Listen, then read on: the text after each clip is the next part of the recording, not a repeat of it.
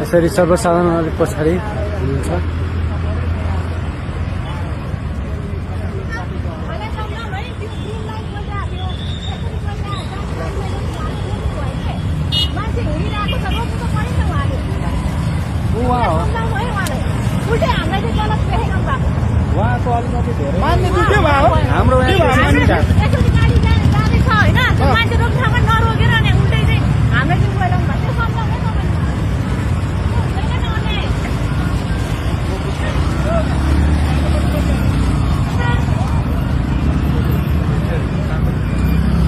यसरी माननीय ज्यूले अन्याय भएको भन्दै ट्राफिकमाथि असन्तुष्टि व्यक्त गर्नुभएको छ साथीहरू।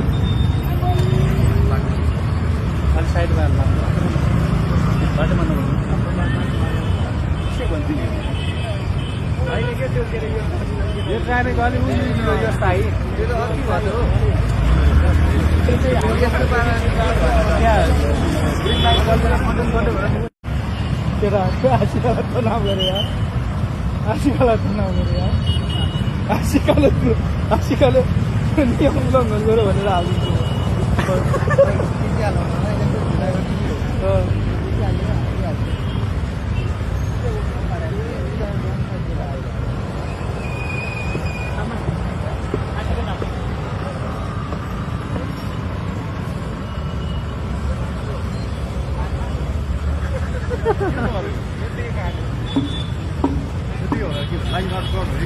साथीहरू माननीय आशिका तामाङ थापाथली चोकमा ट्राफिकसँग कुराकानी गर्दै हुनुहुन्छ।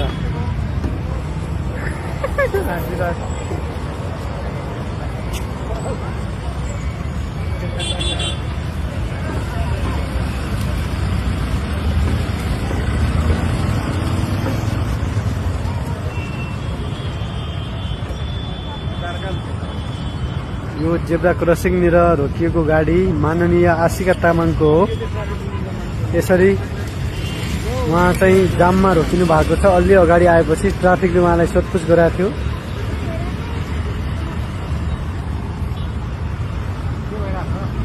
आशिका तामाङ